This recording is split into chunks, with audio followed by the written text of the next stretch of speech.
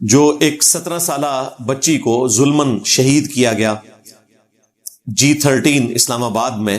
ثنا یوسف نام تھا اس بچی کا. ہماری اپنی بچیاں ہیں اور یقین کریں کہ اس دن سے ہم شوق میں ہیں.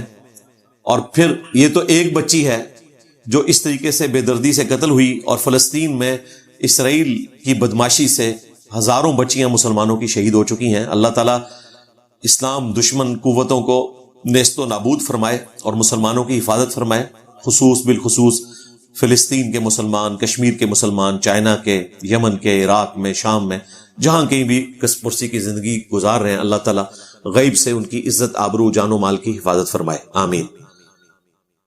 اب اس بچی کی شہادت کے بعد ایک سوشل میڈیا کے اوپر طوفان بدتمیزی برپا ہو گیا دونوں طرف سے. ایک طرف وہ سٹرانچ قسم کے مذہبی لوگ ہیں جنہوں نے بڑے سخت کامنٹس کیے نیچے آ کر کہ جی اس قسم کے کاموں کا یہی نتیجہ نکلتا ہے، بالکل اچھا ہوا، والعیاذ باللہ تعالی. اور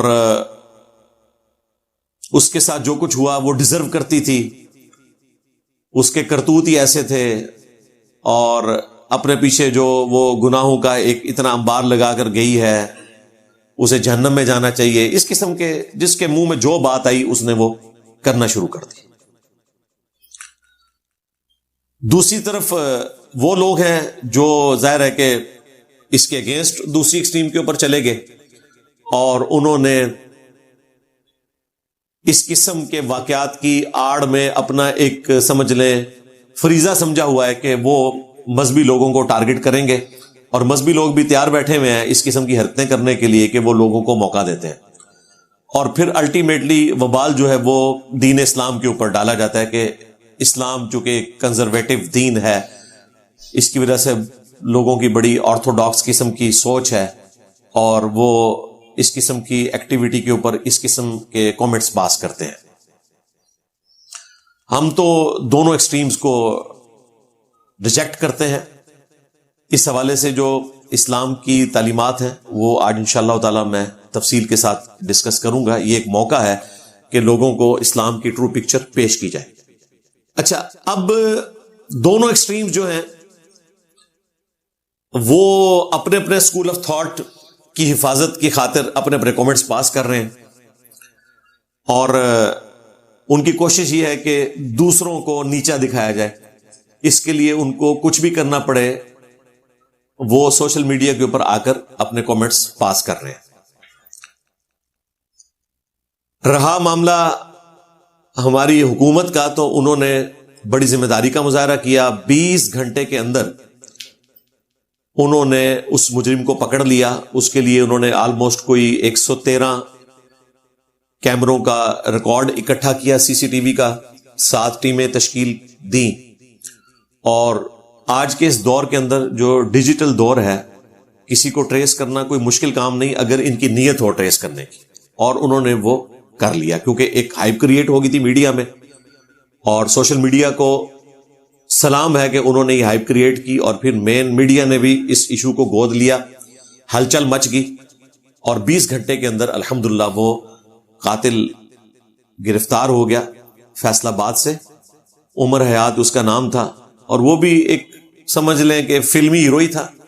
یہ بیسیکلی ایک فلم چلانے کی کوشش کی ہے. جو کچھ وہ فلموں میں، ڈراموں میں دیکھتے ہیں نا کہ جی ایک لڑکا جو ہے اس کو کسی لڑکی سے پیار ہو جاتا ہے، وہ اسے پروپوز کرتا ہے، اور پھر جب وہ ناکام ہوتا ہے تو یا خودکشی کر لیتا ہے یا لڑکی کو مار دیتا ہے یا مارنے کی کوشش کرتا ہے. فلموں میں تو لڑکی بچ جاتی ہے، لیکن حقیقی دنیا میں تو لڑکیاں نہیں بچتی ہیں. لڑکیاں بیسیکلی معصوم ہوتی ہیں، ایکسپوئر ان کا اتنا معاشرے کا ہوتا نہیں ہے. اسی لیے اسلام نے ولی کی اجازت کے بغیر نکاح کرنے سے بھی عورت کو منع کیا، کیونکہ عورت کا معاشرے میں ایکسپوئر ہی نہیں ہے. پورے قرآن میں جہاں کہیں بھی عورت کا مرد کے ساتھ رشتے کا ذکر آیا تو ہمیشہ اس کے مردوں کو مخاطب کیا گیا ہے کہ ان عورتوں کا نکاح کروا دو. اگر یہ عورتیں ایک طلاق کے بعد اپنے مردوں کے پاس واپس جانا چاہیں اس پیریڈ کے اندر جس کے اندر مرد جو ہے وہ رجوع لا سکتا ہے اپنی عورت کی طرف، طلاق بائن ہونے سے پہلے تو تم ان عورتوں کو ان کے خاندوں کے پاس جانے دو. ہمیشہ مردوں کو خطاب کیا گیا ہے. یہ قرآن میں بالکل فٹ ان بیٹھتا ہے. لہٰذا یہ فقہ حنفی نے جو تماشا لگایا, جس کی بنیاد کے اوپر پاکستان میں کورٹ میرج والا سلسلہ شروع ہوا, یہ بالکل فراڈ ہے. حدیثیں تو الگ سے ہیں. سنن ابن ماجہ میں ایک پورا چیپٹر موجود ہے کہ ولی کی اجازت کے بغیر عورت اپنا نکاح نہیں کر سکتی. ہاں, صحیح مسلم شریف کے اندر ایک ایکسیپشن ہے کہ جو بیوہ عورت ہے یا متعلقہ عورت ہے جس کا ایکسپوئر ہو چکا ہے معاشرے میں, وہ اپنے ولی سے زیادہ اختیار رکھتی ہے کہ وہ اپنا نکاح اپنی مرضی سے کر سکتی ہے. ظاہر ہے جس عورت کو ایک دفعہ ہاتھ لگ جائیں تو وہ ولی بھی اس کا دوبارہ نکاح کروانا چاہے نا تو اس کو ایگری نہیں کروا سکتے. اس لیے شریعت نے بڑی یہ لاجیکل بات کی.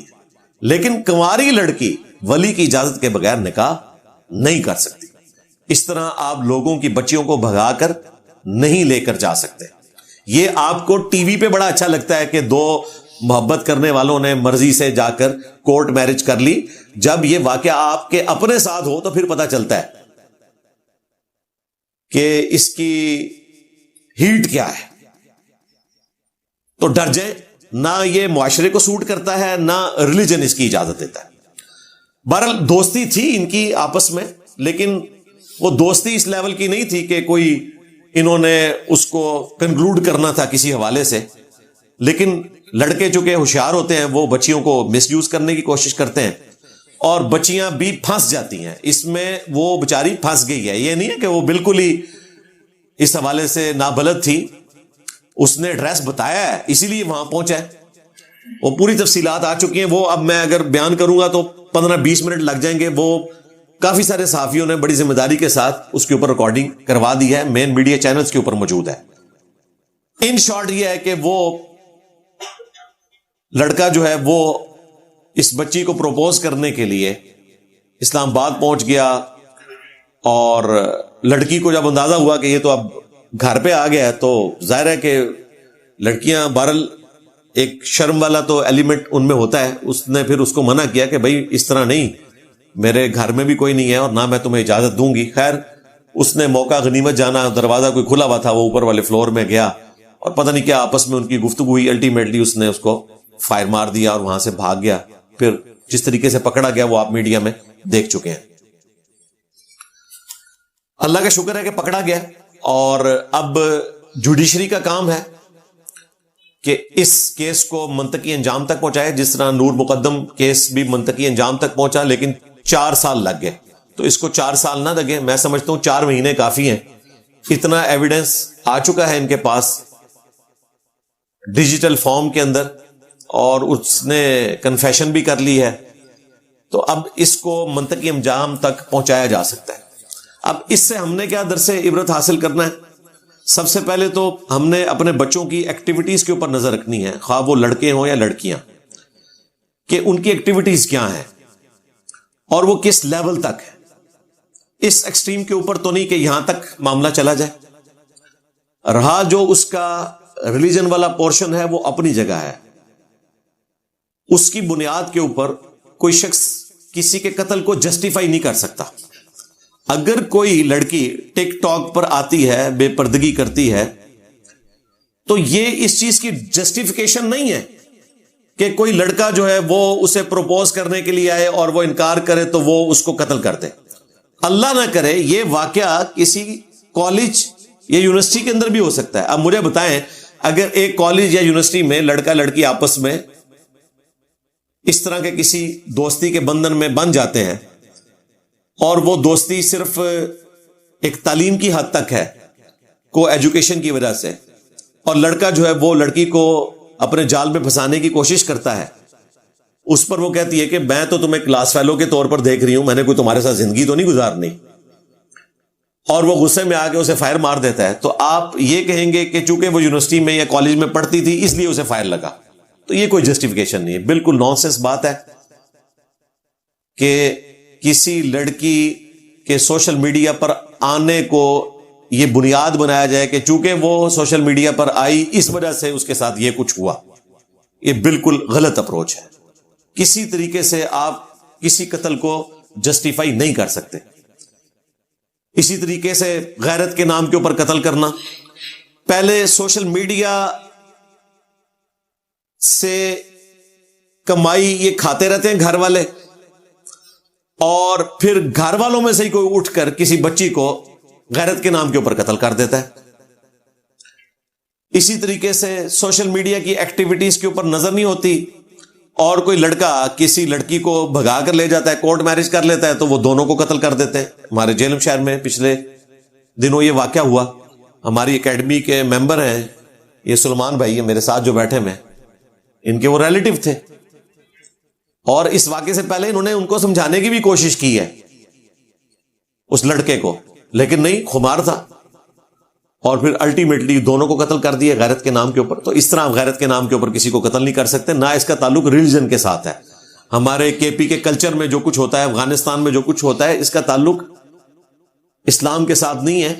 یہ اسلام کی بدقسمتی ہے کہ یہ چیزیں ان لوگوں نے اڈاپٹ کی ہوئی ہیں کہ جنہوں نے اپنا حلیہ اسلام والا بنایا ہوا ہے، اور وہ اسلام کے کھاتے میں پڑ گئے ہیں، داڑھیوں والے اور پگڑیوں والے ہمارے جو پشتون بھائی ہیں جہاں اس قسم کا کلچر پایا جاتا ہے۔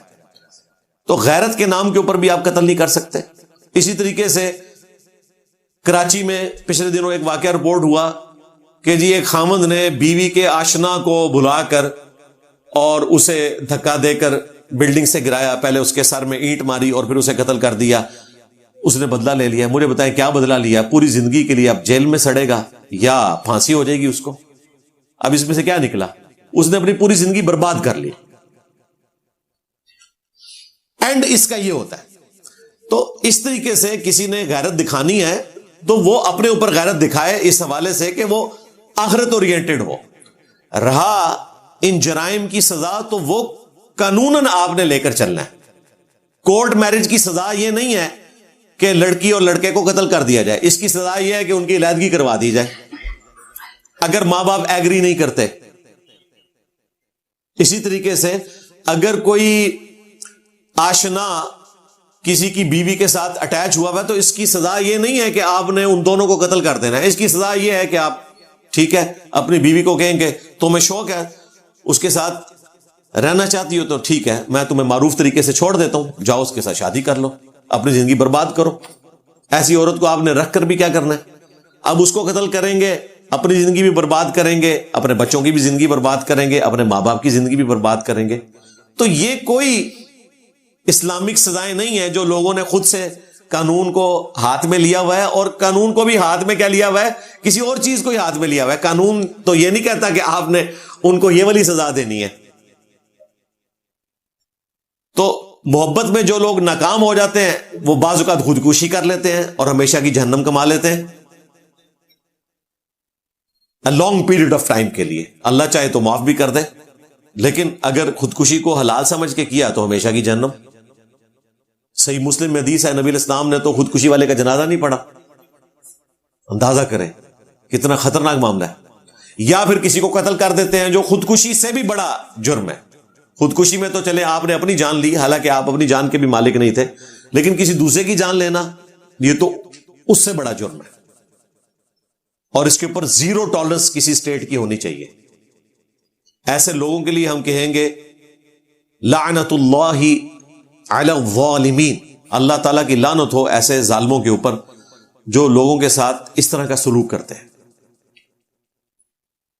اس لیے آپ دیکھیں اللہ تبارک و تعالیٰ نے قرآن حکیم میں سورۃ المائدہ کے اندر دو استثناء کا ذکر کیا ہے، قتل کے بدلے قتل یا فساد فی الارض۔ صرف ان دو صورتوں میں جوڈیشری کے تھرو کسی انسان کی جان لی جا سکتی ہے، بس۔ اس کے علاوہ اگر کسی نے کسی انسان کو قتل کیا تو سورۃ المائدہ کی آیت نمبر 32 میں آیا گویا اس نے پوری انسانیت کا قتل کیا، جس نے ایک جان کو قتل کیا۔ اب وہ جان مسلمان بھی ہو سکتی ہے، نان مسلم بھی ہو سکتی ہے۔ مسلمان کے قتل کی بات نہیں ہوئی، ایک جان کا قتل، اور جس نے ایک جان کو بچایا گویا اس نے پوری انسانیت کو بچا لیا۔ حتیٰ کہ صحیح بخاری میں حدیث ہے، اللہ کے محبوب صلی اللہ علیہ وآلہ وسلم نے فرمایا جس نے ایک ذمی کافر کو جو ایک مسلم سٹیٹ کے اندر ٹیکس دے کر رہ رہا تھا، جس طرح یہاں ہزاروں ہندو رہتے ہیں، ہزاروں کرسچنز رہتے ہیں، ان میں سے بھی کسی کو قتل کر دیا مسلمان نے، تو بخاری کے الفاظ ہیں کہ وہ مسلمان بھی جنت میں نہیں جائے گا، بلکہ جنت کی خوشبو بھی نہیں اس کو آئے گی، حالانکہ جنت کی خوشبو 40 سال کی مسافت سے آ رہی ہوگی۔ قیامت کا دن 50,000 سال کا دن ہے، جب 40 سال باقی رہ جائیں گے تو اہل جنت کو جنت کی خوشبو آنا شروع ہو جائے گی، لیکن جنت کی خوشبو ایسے شخص کو نہیں آئے گی جس نے ایک کافر کو بھی مسلم سٹیٹ کے اندر ناحق قتل کر دیا۔ مسلمان کا قتل تو بہت بڑے لیول کا جرم ہے، ایک نان مسلم کو بھی اگر آپ نے قتل کر دیا تو آپ کے ساتھ یہ معاملہ ہونے والا ہے۔ رہا مسلمان کا قتل، تو جامع ترمذی میں ایک حدیث ہے، اس کی سند پہ اختلاف ہے، لیکن اس کو سپورٹیو سیدنا عمر کا قول ہے صحیح بخاری کے اندر کہ اگر زمین و آسمان کی تمام مخلوقات مل کر صرف ایک مسلمان کو قتل کرتے تو اللہ تبارک و تعالی پوری کائنات کو جہنم میں پھینک دے گا ایک مسلمان کے قتل کے بدلے میں۔ یہ حدیث کے الفاظ ہیں۔ یہ حدیث اپنی سند میں کمزور ہے، بعض کے نزدیک حسن درجے کی ہے، لیکن اس کو سپورٹیو صحیح بخاری میں حضرت عمر کا قول ہے۔ ان کے دور خلافت میں ایک گاؤں تھا صنعاء، وہاں پر رہنے والے چند لوگوں نے، الموطا امام مالک میں پوری تفصیل آتی ہے، 5 یا 7 لوگ تھے وہ، انہوں نے ایک مسلمان کو قتل کیا، تو سیدنا عمر نے ان 5 لوگوں کو قتل کروا دیا اور فرمایا کہ اگر پورا گاؤں بھی اس ایک مسلمان کے قتل میں شریک ہوتا تو میں پورے گاؤں کو قتل کروا دیتا اس کے بدلے میں۔ یہ مسلمانوں کے گاؤں کی بات ہو رہی ہے، نان مسلم کی نہیں، مسلمانوں کے، ایک مسلمان کے قتل کے بدلے میں۔ اسی لیے دیکھیں اسلام میں اگرچہ مزاج یہ ہے کہ آپ نے معافی کی روش اختیار کرنی ہے، لیکن قتل کے کیس میں اللہ تعالیٰ نے سورۃ البقرہ میں فرمایا وَلَكُمْ فِي الْقِصَاصِ حَيَاةٌ يَا أُولِي الْأَلْبَابِ، قصاص لینے میں، قتل کے بدلے قتل کرنے میں انسانیت کی زندگی چھپی ہوئی ہے اے عقل مندو، تاکہ تم بچ سکو۔ یعنی اللہ تعالیٰ کہہ رہا ہے کہ قتل کے بدلے قتل ہونا چاہیے، معافی کی روش نہ اختیار کرو، بلڈ منی نہ لو، اگرچہ اس کی اجازت موجود ہے لیکن اسے ڈسکریج کیا گیا، انکریج اس بات کو کیا گیا کہ آپ نے قتل کے بدلے قتل کرنا ہے تاکہ ڈیٹرنس ہو۔ اگر قاتل کو پتا ہوگا کہ میں نے کچھ عرصے بعد بلڈ منی دے کر چھوٹ جانا ہے تو وہ اگلے قتل کے اوپر شیر ہو جائے گا۔ اور آپ دیکھتے ہیں کہ جو یہ کرائے کے قاتلین ہیں وہ یہی کچھ کرتے ہیں۔ ہمارے پولیٹیشنز نے اور مذہبی جماعتوں کے لیڈرز نے اس قسم کے لوگ پالے ہوتے ہیں، اپنے دشمنوں کو وہ ٹارگٹ کلنگ کروا دیتے ہیں، اور پھر بڑے بڑے مہنگے وکیل انہوں نے ہائر کیے ہوتے ہیں، وہ ایسے وکیل ہوتے ہیں جو آگے سے ججز کو ہائر کر لیتے ہیں، الٹیمیٹلی ضمانت کروا لیتے ہیں، 4-5 مہینے کے اندر پاکستان میں ضمانت ہو جاتی ہے، یا پھر اسے مجبور کیا جاتا ہے کہ اس کے ورثاء جو ہیں وہ بلڈ منی لے لیں، دیت لے کر اس کو چھوڑ دیں، اور وہ دیت بھی فراڈ مچایا ہوا انہوں نے۔ دیت لینا جائز ہے، سورۃ النساء میں اللہ تعالیٰ نے اس کی اجازت دی ہے کہ آپ بلڈ منی لے سکتے ہیں، لیکن بلڈ منی وہ ہے کتنی؟ وہ پاکستان والی بلڈ منی نہیں ہے۔ سنن نبی داؤد میں 2 حدیثیں موجود ہیں جن میں بلڈ منی آئی ہے 100 اونٹ یا اس کی مالیت۔ آج کی ڈیٹ میں یہ آلموسٹ کوئی 10 کروڑ روپیہ بنتا ہے اگر آپ 10 لاکھ کا ایک اونٹ لگائیں، یا 200 گائیں، یا 2000 بکریاں، یا ان کے ایکویلنٹ کوئی رقم۔ ہاں اگر ورثاء اس سے کم پر راضی ہو جائیں تو وہ معروف طریقے سے آپ لے کر چل سکتے ہیں، لیکن بلڈ منی اتنی بنتی ہے۔ اور یہاں پر آپ دیکھیں کہ خون انسان کا کتنا سستا ہے، حالانکہ سورۃ النساء میں اللہ تعالیٰ نے فرمایا کہ جس نے ایک مومن کو ناحق قتل کیا وہ ہمیشہ کے لیے جہنم میں جائے گا، ایک مومن کو ناحق قتل کرنے کے بدلے میں۔ ہمیشہ کی جہنم. سورۃ النساء کے الفاظ ہیں اور اس کو سپورٹی وہ حدیث ہے سنن نبی داؤد کی. نبی علیہ السلام نے فرمایا 2 گناہ ایسے ہیں جو اللہ تعالیٰ معاف نہیں فرمائے گا. نمبر 1 شرک، جو سورۃ النساء ہی میں آیا، ان اللہ لا یغفر ان یشرک بہ ویغفر ما دون ذلک لمن یشاء. 2 دفعہ آیا، آیت نمبر 48 اور 116 میں، کہ اللہ تعالیٰ شرک کو معاف نہیں کرے گا. ہاں اس کے سوا جتنے گناہ ہیں معاف کر دے گا، لیکن وہ بھی اوپن لائسنس نہیں ہے، جس کے لیے چاہے گا. اور یہ بھی آخرت کا معاملہ ہے، دنیا میں تو معافی ہے. یہ جو آیا تھا جس کے لیے چاہے گا، اس میں امپلائڈ تھا کہ جس کے لیے نہیں چاہے گا نہیں معاف کرے گا. تو وہ کون سا گناہ ہے؟ وہ جو سورہ النساء میں آیا کہ مؤمن کا قتل ناحق ہمیشہ کی جہنم. اور ابو داؤد میں اگلے الفاظ ہیں کہ دوسرا گناہ جو ہے وہ قتل ناحق ہے، جو اللہ تعالیٰ قیامت کے دن معاف نہیں کرے گا.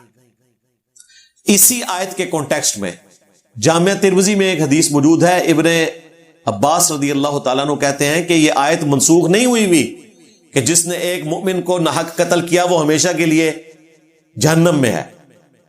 سورۃ النساء کی آیت ابن عباس نے تلاوت کی، جو مفسر قرآن تھے صحابہ کرام میں سے. انہوں نے کہا یہ آیت منسوخ نہیں ہے، واقعتاً اس کی سزا ہمیشہ کی جہنم ہے. اور پھر انہوں نے نبی علیہ السلام کا فرمان ساتھ ذکر کیا کہ قیامت کے دن مقتول اپنے قاتل کو پیشانی کے بالوں سے پکڑ کر اس حال میں کہ مقتول کے جسم سے خون رواں ہوگا، گھسیٹتا ہوا اللہ کے عرش کے پاس چلا جائے گا اور کہے گا کہ اے اللہ آج مجھے انصاف چاہیے کہ اس نے دنیا میں مجھے ناحق کیوں قتل کیا.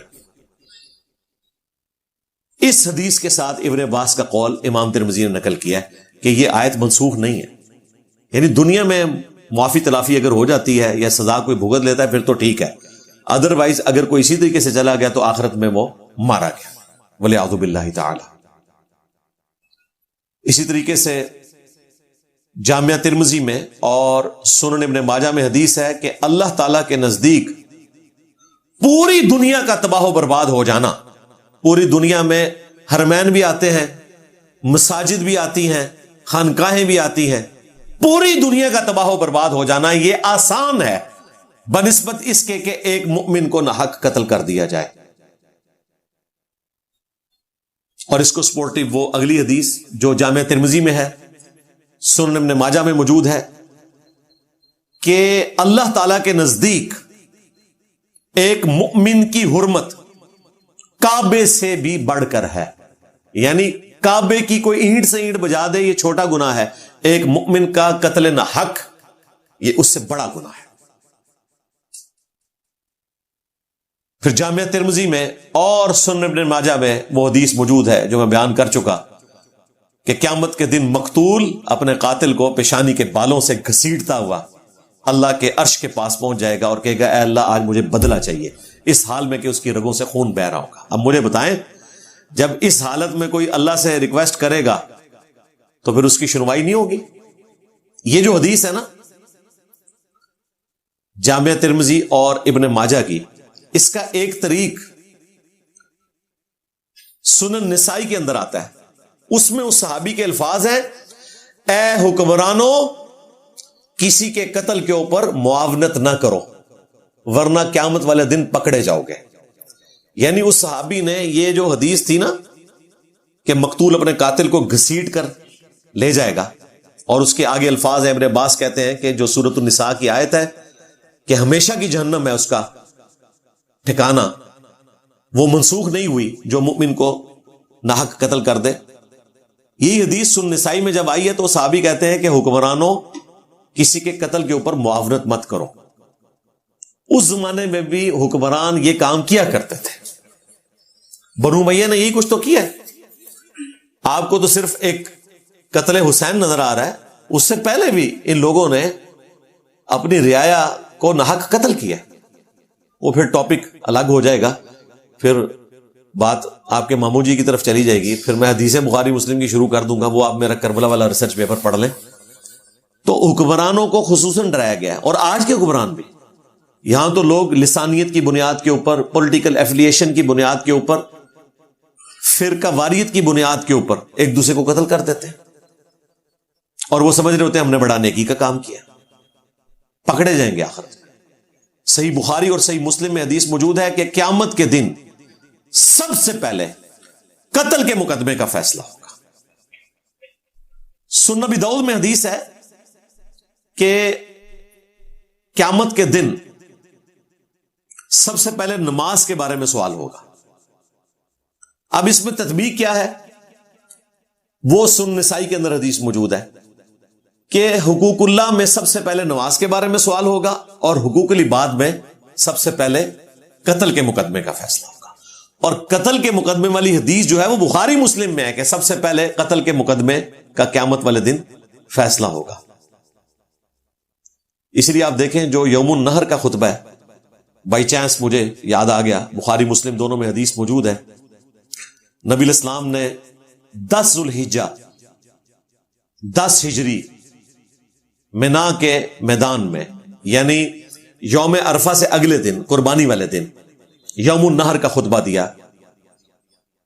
کافی لمبی حدیث ہے، اس میں یہ الفاظ بھی موجود ہیں، نبی علیہ السلام نے فرمایا کہ ایک مؤمن کی جان، مال، عزت، آبرو دوسرے مؤمن کے لیے اسی طریقے سے حرام ہے اللہ کے نزدیک جس طرح آج کا یہ دن یوم النحر 10 ذوالحجہ بڑی عید کا دن، اور یہ مہینہ حرمت والا ذوالحجہ کا، اور یہ شہر مکہ جو حرمت والا، جس طرح اللہ کے نزدیک اس کی حرمت ہے اور کوئی پامال کرنے کے لیے تیار نہیں ہوگا کہ کوئی حرم مکہ کی توہین کرے، کوئی حرم والے مہینے میں جنگ کرے، کوئی عید والے دن کی بے حرمتی کرے، اللہ کے نزدیک ایک مؤمن کی جان، مال، عزت، آبرو بھی اسی طریقے سے امپورٹنس رکھتی ہے کہ آپ نے اس کا بھی خیال رکھنا ہے۔ یہ نبی اسلام نے اس لیے بیان فرمایا ہے کہ عموماً لوگ حقوق اللہ کا تو خیال رکھتے ہیں، حقوق العباد کو بڑا ہلکا جانتے ہیں، وہ سمجھتے ہیں اس سے تو کوئی فرق نہیں پڑتا۔ خیر ہے، اگر ہم نے کسی کے ساتھ ایسا کوئی معاملہ کر بھی دیا تو کیا فرق پڑتا ہے؟ فرق یہ پڑتا ہے کہ صحیح مسلم میں حدیث ہے، نبی الاسلام نے صحابہ کرام سے پوچھا جانتے ہو مفلس کون ہے؟ صحابہ کرام نے کہا کہ ہم تو مفلس اسی کو سمجھتے ہیں جس کے پاس دنیا کا مال و متاع نہ ہو، ہم بھی ویسے اسی کو سمجھتے ہیں۔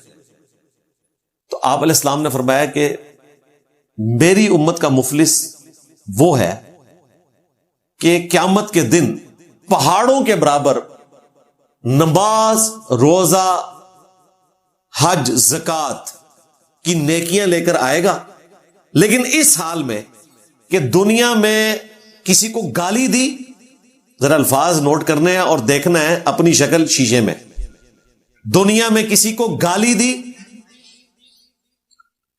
کسی کا خون بہایا، کسی کو مارا، کسی کو پیٹا، تو وہ لوگ اللہ کے حضور پیش ہو جائیں گے اور کہیں گے کہ یا اللہ آج ہمیں حق چاہیے اپنا۔ اللہ تعالیٰ فرمائے گا کہ آج تو کرنسی جو ہے وہ نیکیاں ہیں، جاؤ اس کی نیکیوں میں سے لے لو۔ تو لوگ اس کی نیکیاں لینا شروع کر دیں گے، حتیٰ کہ پہاڑوں کے برابر نماز، روزہ، حج، زکات کی نیکیاں ختم، جس کے اوپر اس کو ایک بڑا مان تھا۔ ابھی بھی لوگ باقی ہوں گے کہ جنہوں نے اپنا بدلہ لینا ہوگا۔ پھر اللہ تعالیٰ فرمائے گا کہ اس کی نیکیاں تو ختم ہو گئی ہیں، اب تمہارے گناہ میں اس کے کھاتے میں ڈالوں گا۔ دیکھیں گناہ انہوں نے کیے ہوئے کھاتے میں اس بندے کے ڈال رہے ہیں، اور الٹیمیٹلی اسے اوندا منہ کر کے جہنم میں پھینک دیا جائے گا۔ نبی الاسلام نے فرمایا میری امت کا مفلس یہ ہوگا، یہ ہے مفلس، یعنی نماز، روزہ، حج، زکات وہ آپ نے پورے کرنے ہیں۔ میں دوسری ایکسٹریم پہ بھی نہیں جاؤں گا کہ اس کی کوئی ضرورت ہی نہیں ہے، نہیں، وہ اپنی جگہ امپورٹنٹ ہے، لیکن حقوق العباد اگر آپ نے پورے نہیں کیے تو یہ سارے معاملات آپ کی نیکیوں کو بھی ہڑپ کر جائیں گے، اور قیامت والے دن انسان مفلس ہوگا۔ اس لیے اپنے معاملات کو بڑا دیکھ بھال کر چلنا چاہیے. صحیح بخاری میں حدیث ہے, دنیا میں کسی کا کوئی لین دین کا معاملہ ہے نا, کسی بھی اعتبار سے, چاہے وہ مال کے اعتبار سے ہے, کسی کے ساتھ آپ نے زیادتی کی ہے, کسی کو گالی دے دی, تو وہ دنیا ہی میں کلیئر کر لو. آخرت میں درم اور دینار نہیں ہوں گے, نیکیاں دے کر جان چھڑانی پڑے گی. اب نبی علیہ السلام نے تو امت کو واضح بتا دیا ہے کہ آخرت میں کوئی شخص مال دے کر صلح نہیں کسی کے ساتھ کر سکتا. دنیا میں تو کیا جا سکتا ہے بلڈ منی کی شکل میں, یا کسی شخص کے ساتھ آپ نے کوئی زیادتی کا معاملہ کیا ہے, آپ اس کی دلجوئی کے لیے اس کو کچھ رقم دے دیتے ہیں جس سے اس کا غصہ جاتا رہتا ہے اور آپ اس کے ساتھ صلح کر لیتے ہیں. یہ آپ کوئی بھی طریقہ اڈاپٹ کر سکتے ہیں, لیکن آخرت میں آپ کو نیکیاں دینی پڑیں گی.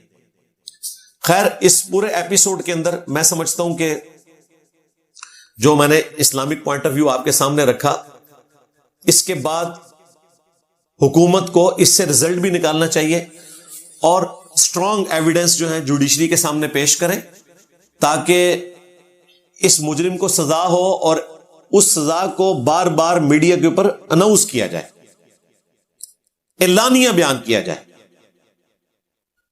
سزا ایک کو ہوگی, ڈیٹرس اتنے لوگوں کے لیے ہو جائے گی. خیر, اس ایپیسوڈ سے کافی سارے لوگوں نے یہ بھی لرن کیا ہے کہ اپنے بچوں کی ایکٹیویٹیز کے اوپر آپ نے نظر رکھنی ہے کہ وہ کس قسم کی ایکٹیویٹیز کے اندر انوالو ہیں, اور یہ فلمی دنیا سے باہر نکلے ہیں. یہ فلموں میں جو کچھ آپ کو دکھایا جاتا ہے یہ حقیقی دنیا میں ایسا نہیں ہوتا. ایک کوئی رکشے والا ہے اور اس کو کوئی سی امیر بچی کے ساتھ پیار ہو گیا اور وہ اس کی بنیاد کے اوپر بعد میں امیر ہو جاتا ہے. اس طرح نہیں ہوتا, ایسا تو نہیں ہوتا دنیا میں. یہ ذہن میں رکھیے, نہ ایسا ہونا چاہیے, اور نہ یہ ایج ہے کہ اس کے اندر آپ اس قسم کے کام کریں. یہ ایج آپ کی پڑھنے لکھنے کی ہے, کیریئر بنانے کی ہے. انشاءاللہ تعالی یہ جو 18 سال کی عمر والی جو پابندی گورنمنٹ کی طرف سے لگائی گئی ہے شادی کے حوالے سے, میں اس کا آپٹیمل سولوشن بھی کوشش کروں گا کہ اگلے پبلک سیشن کے اندر بیان کروں. مجھے بیسیکلی تو گورنمنٹ کے اس قانون سے اختلاف ہے کہ کوئی اس قسم کا قانون بنا کر کسی کو سزا کا پابند کرنا, یہ تو بالکل غلط ہے. شریعت میں آپ کسی ایسے کام کی سزا کسی کو نہیں دے سکتے کہ جس کی اجازت موجود ہو, لیکن اس کا کوئی اور سولوشن بھی تلاش کیا جا سکتا ہے. لوگوں کو ایجوکیٹ کیا جا سکتا ہے کہ یہ چھوٹے چھوٹے جو بچے بچیاں ہیں ان کو ان کاموں میں نہ ڈالیں. وہ قبائلی سسٹم تھا بھائی, جس میں 10 سال کا بچہ جو ہے وہ تیر چلانا بھی سیکھ جاتا تھا, وہ گھوڑ سواری بھی سیکھ جاتا تھا. 15 سال کی عمر میں اس کی شادی کروا دی جاتی تھی کیونکہ قبیلے کو بڑھانے کے لیے مزید پاپولیشن کی ضرورت تھی. اور اب اللہ کے فضل سے دنیا میں مسلمان بس صرف پاپولیشن ہی بڑھا رہے ہیں, اور اتنی انہوں نے بڑھا دی ہے کہ اب توجہ دیں سائنس اور ٹیکنالوجی کے اوپر اور اپنے معاملات کو صحیح طریقے سے لے کر چلیں. انشاءاللہ تعالی میں اس کا ایک آپٹیمل سولوشن رکھوں گا تاکہ ایسا نہ ہو کہ میں کوئی مختصر ایسی بات کروں جس کو لوگ پھر دوسرا رنگ دینا شروع کر دیں. لیکن اس ایپیسوڈ سے ہمیں درس عبرت حاصل کرنا چاہیے, اور خصوصاً جو نوجوان لڑکے لڑکیاں ہیں میں ان سے ریکویسٹ کروں گا کہ آپ کے ماں باپ آپ کو کالجز میں یونیورسٹیز میں پڑھانے کے لیے بھیجتے ہیں, اتنا آپ کے اوپر خرچہ کرتے ہیں, لیکن آپ یہ ذلت کماتے ہیں اس قسم کی حرکتیں کر کے. اب دیکھیں وہ عنقریب پھانسی چڑھ جائے گا یا عمر قید بھی ہو تو اس کی زندگی برباد. ویسے تو عمر قید نہیں ہونی چاہیے, ان لوگوں کو پھانسی چڑھانا چاہیے تاکہ اسٹیبلش ہو ڈیٹرنس. اور ہماری حکومت نے تو یہ لرن بھی کیا ہے. یورپین یونین کے دباؤ میں آ کر پاکستان نے قتل کی سزا کو سسپینڈ کر دیا تھا, لیکن جب یہ دہشت گردی والا معاملہ شروع ہوا تو دوبارہ سے پاکستان میں دہشت گردوں کو سزائیں اب دی جاتی ہیں. اب وہ جو سسپینشن والا معاملہ تھا وہ ختم ہو چکا ہے. یعنی ہم نے ذلت کاٹ کر یہ سیکھا کہ اسلام کی جو سزائیں ہیں یہ ظالمانہ نہیں ہے, ڈیٹرنس کے لیے ہیں. ان سزاؤں کی برکت سے 1-2 کو سزا ہوگی اور لاکھوں جانیں بچ جائیں گی. سعودی عرب میں, ایران کے اندر, UAE کے اندر قانون کی حکمرانی ہے, اور آپ دیکھیں کرائم ریٹ جو ہے وہ کتنا نیچے ہے, نہ ہونے کے برابر. اور وہاں پر اعلانیہ یہ گردن کاٹی جاتی ہے سعودی عرب کے اندر. جو لوگ یہ منظر دیکھ لیتے ہیں نا, کئی دن تک ان کو نیند نہیں آتی, کئی لوگوں کو تو بخار چڑھ جاتا ہے. لائیو بندہ آپ قتل ہوتے دیکھ لینا، یہ فلموں میں دیکھنا آسان ہوتا ہے، لائیو دیکھ لینا تو بھوک بھی مر جاتی ہے اور کئی دن تک انسان کو ہوش بھی نہیں رہتی۔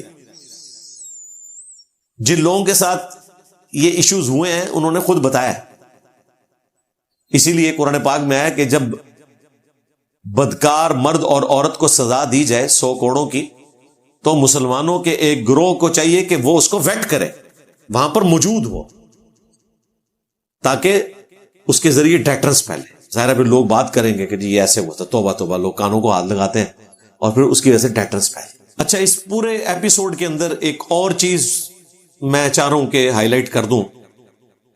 جن لوگوں نے اس بچی کے حوالے سے غلط کامنٹس کیے انہیں اللہ سے ڈرنا چاہیے۔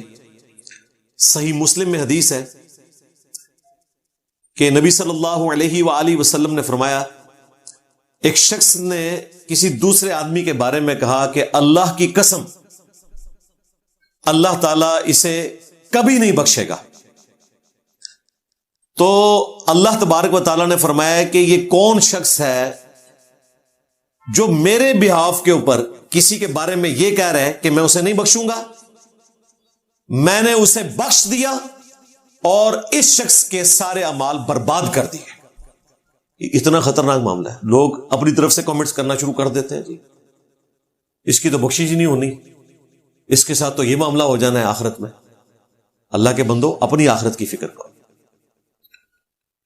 یہ معاملہ اپنی جگہ ہے کہ ہم اسلام کا جو سیکس ڈسپلن ہے اس پہ عمل کرنے کی لوگوں کو ترغیب دلاتے ہیں، مستقبل میں بھی دلائیں گے، لیکن اس کی بنیاد کے اوپر کسی کی آخرت کا فیصلہ دنیا میں بیٹھ کر نہ کریں۔ جو دنیا سے چلا گیا اس کے لیے دعائے مغفرت کریں، جو دنیا میں زندہ ہیں آپ ان کی اصلاح کی کوشش کریں، اور سب سے پہلے اپنی اصلاح کی کوشش کریں۔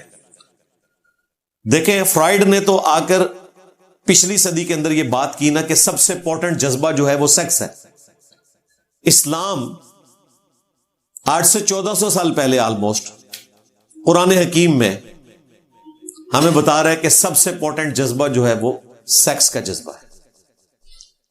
سورہ آل عمران کے اندر اللہ تعالی نے فرمایا، زُيِّنَ لِلنَّاسِ حُبُّ الشَّهَوَاتِ مِنَ النِّسَاءِ، مزین کر دی گئی ہیں دنیا میں جو لذت کی چیزیں ہیں، اٹریکٹ فل، ان میں پہلے نمبر کے اوپر عورتیں، اس کے بعد پھر سونا چاندی کا ذکر آیا، اچھی سواریوں کا ذکر آیا، لیکن پہلے نمبر کے اوپر عورتیں۔ اب چونکہ اللہ تعالیٰ نے عورتوں کے لیے مرد اور مردوں کے لیے عورتوں کو اٹریکٹو بنایا، تو سیکس ڈسپلن بھی پھر اسی اعتبار سے دیا ہے۔ سورۃ النور میں اللہ تعالیٰ نے اپنے نبی صلی اللہ علیہ وآلہ وسلم کے ذریعے سے مردوں کو حکم دیا پہلے کہ اے نبی، مؤمن مردوں کو حکم دو کہ اپنی نگاہوں کو نیچا رکھیں۔ پھر اگلی آیت میں حکم دیا مؤمنہ عورتوں سے کہو کہ وہ بھی اپنی نگاہوں کو نیچا رکھیں، یعنی نگاہوں کو نیچا رکھنا یہ حفاظت ہے آپ کی عصمت کی اور عزت کی، کیونکہ یہ سارا فتنہ آنکھ سے سٹارٹ ہوتا ہے اور اینڈ بھی آنکھ کے اوپر ہوتا ہے۔ جب انسان کو دکھ پہنچتا ہے، مار پڑتی ہے، تکلیف کاٹنی پڑتی ہے، تو اسی آنکھ سے آنسو روا ہوتے ہیں جہاں سے یہ ساری گیم سٹارٹ ہوئی ہوتی ہے، خواہ وہ سیکس کے پوائنٹ آف ویو سے ہو یا دولت کے فتنے کے پوائنٹ آف ویو سے ہو، وہ بھی آنکھ سے سٹارٹ ہوتا ہے۔ اس لیے آنکھ کی حفاظت کا حکم ہے۔ صحیح بخاری اور صحیح مسلم دونوں میں حدیث موجود ہے، اللہ کے محبوب صلی اللہ علیہ وآلہ وسلم نے فرمایا، اجنبی عورتوں سے میل جول کرنے سے بچو۔ صحابہ کرام نے پوچھا کہ دیور اور جیٹھ کا جو معاملہ ہے، یعنی وہ تو ایک گھر کے اندر رہتے ہیں، ان کے ساتھ بھی پردہ ہے؟ تو آپ نے فرمایا کہ دیور تو موت ہے، یعنی وہاں تو اجنبی ہونا ایک آسان معاملہ ہو جاتا ہے۔ جامعہ ترمذی کے اندر حدیث موجود ہے، سنن نسائی الکبریٰ کے اندر بھی موجود ہے کہ جہاں دو اجنبی مرد و عورت ہوتے ہیں، تیسرا ان میں شیطان ہوتا ہے۔ پھر المعجم الکبیر طبرانی کے اندر یہ حدیث ہے، اور سلسلہ احادیث صحیحہ میں شیخ البانی لے کر آئے کہ نامحرم عورت کو ہاتھ لگانا، اس کا جو عذاب ہے وہ اس سے زیادہ ہے کہ کسی شخص کے سر میں لوہے کی کیل ٹھونک دی جائے، اس کی جو تکلیف ہے نا، نبی صلی اللہ علیہ وآلہ وسلم نے فرمایا وہ تکلیف کم ہے، اس سے بڑا عذاب ہونے والا ہے کسی ایسے شخص کو جو نامحرم کو ہاتھ لگاتا ہے۔ آگے والے معاملات تو آپ چھوڑ دیں، صحیح بخاری صحیح مسلم دونوں میں یہ حدیث موجود ہے۔ ہماری ماں سیدہ عائشہ سلام اللہ علیہا کہتی ہیں کہ نبی علیہ السلام نے کبھی بیعت کے لیے بھی کسی عورت کو ہاتھ نہیں لگایا، حالانکہ آپ امت کے باپ کی جگہ تھے۔ النبی اولا بالمؤمنین من انفسہم وازواجہ امہاتہم، نبی مومنین کی جانوں سے بڑھ کر ان پر حق رکھتے ہیں، اور نبی کی بیویاں امت کی مائیں ہیں، تو نبی امت کے روحانی باپ ہیں۔ لیکن پھر بھی نبی علیہ السلام نے کبھی کسی عورت کو ہاتھ نہیں لگایا۔ عورتوں کے لیے کپڑا رکھا جاتا تھا، نبی علیہ السلام پکڑتے تھے، دوسری طرف سے عورتیں پکڑ لیتی تھی، اور بیعت والا معاملہ ہوتا تھا۔ ایک ظاہر قبائلی سسٹم تھا، اس میں ہاتھ دے کر بیعت لی جاتی تھی، ویسے تو زبانی بھی بیعت ہو جاتی ہے، تو عورتوں کے لیے کپڑے کے ذریعے بیعت کروائی جاتی تھی، نبی علیہ السلام ٹچ نہیں کرتے تھے۔ یہ تو فراڈ مچایا ہوا ہے پیروں فقیروں نے، جو عورتوں کے ساتھ ہاتھ بھی ملاتے ہیں اور بلکہ گلے بھی ملتے ہیں، پتہ نہیں کیا کچھ کرتے ہیں، آپ یوٹیوب کے اوپر ویڈیوز دیکھتے رہتے ہیں، اور نام یہ جو ہے وہ اسلام کا بدنام کر رہے ہیں۔ ان کا اسلام سے کوئی تعلق نہیں ہے، اسلام کی بدقسمتی ہے کہ انہوں نے اسلام قبول کر لیا ہے تصوف کے لوگوں نے، اور یہ تصوف والے آپ کو کرسچنز میں بھی نظر آئیں گے، جوز میں بھی، بدھسٹ میں بھی نظر آئیں گے، ہندوؤں میں بھی نظر آئیں گے۔ یہ مسٹیسزم ایک الگ سے ریلیجن ہے، اور اسلام کی بدقسمتی ہے کہ انہوں نے اسلام قبول کر لیا ہے، اور ان کی ہر ایکٹیویٹی جو ہے اسلام کے کھاتے میں ڈال جاتی ہے۔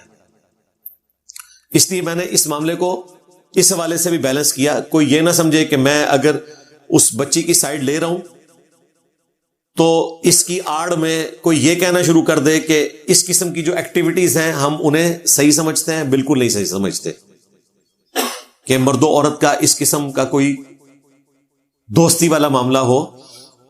مرد و عورت کی اگر دوستی ہے تو وہ نکاح کی بینڈنگ کے ساتھ ہے، باقی یہ اس قسم کی جو دوستیاں ہیں وہ دنیا اور آخرت میں نقصان کا باعث ہی بنتی ہے، اس لیے آخری درجے میں اس طرح کی دوستیوں کو اوائڈ کرنا چاہیے۔